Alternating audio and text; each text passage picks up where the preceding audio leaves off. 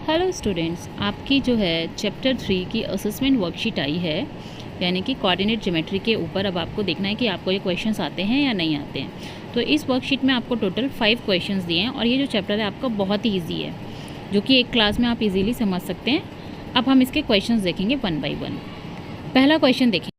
इसमें आपसे पूछा है कि किस क्वाड्रेंट में जो आपका पॉइंट है वो आता है, कौन से चतुर्थांश में ये पॉइंट लाई करेगा। आप देख रहे हो, आप x का पॉइंट माइनस है और y का प्लस है, तो ये सेकंड क्वाड्रेंट में आता है। सेकंड क्वेश्चन में आपसे पूछा गया है abscissa of the point. Abscissa यानी कि भुज। अब भुज यानी कि आप देख रहे हो ना, यानी कि x का कोऑर्डिनेट को ही आप बोलते हैं एब्सिसा ऑफ अ पॉइंट, जो कि है आपका -4, और जो 3 है वो आपका ऑर्डिनेट है, यानी कि कोटि। अब आप इसमें जो है टिक लगा देंगे पॉइंट बी पे। थर्ड क्वेश्चन में आपसे पूछा गया है कि ये जो पॉइंट है, आप सबसे पहले इस ग्राफ को स्टडी करेंगे। आपसे पूछा गया है इसमें कि आपको ऑर्डिनेट्स के पॉइंट बताने, यानी कि कोटि, जिसका कोटि समान है, यानी कि जिसका y कोऑर्डिनेट समान है। आप देखेंगे -2, और 3, इसमें जो y का पॉइंट है वो कौन सा है, नेक्स्ट वाला, सेकेंड वाला जो पॉइंट होता है वो y का होता है। तो आप कहेंगे कि a और b और साथ में c और d का जो है y ऑर्डिनेट्स, यानी कि कोऑर्डिनेट यानी ऑर्डिनेट सेम है। ऐसे ही आपसे नेक्स्ट में पूछा गया है एब्सिसा, यानी कि जिसमें x का कोऑर्डिनेट सेम है। देखो x का कोऑर्डिनेट किस में सेम है, b और c का, और a और d का। तो आप ऐसे ही लिख देंगे a एंड d, और b और c का जो है और एब्सिसा, यानी कि x का कोऑर्डिनेट सेम है। अब आप क्वेश्चन नंबर 4 और 5 देखेंगे। 4 आपका सिंपल है, मैच दी फॉलोइंग।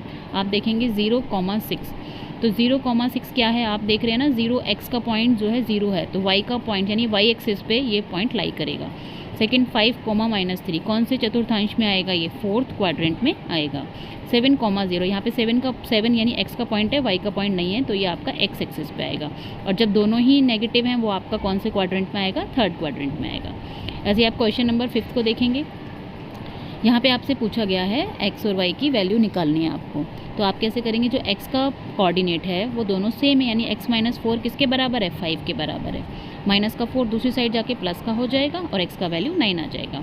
और सेकंड आप जो y का पॉइंट इक्वल रखेंगे, यानी 7y के बराबर है, यानी आप कह सकते हैं जो y का वैल्यू है वो आपका क्या है, 7 है। आप इस तरीके से इसको सॉल्व कर लेंगे क्वेश्चन नंबर 5 को। ऐसे आपकी क्या है, जो वर्कशीट है वो आपकी कंप्लीट हो गई है। बहुत ही सिंपल सी वर्कशीट थी। आप आराम से पहले ये सारे क्वेश्चन कर लेंगे 1 बाय 1, और इसको आप अपनी कॉपीज़ में नोट डाउन भी कर लेंगे। आई होप कि वर्कशीट आपको अच्छे से क्लियर हो चुकी है। Bye bye.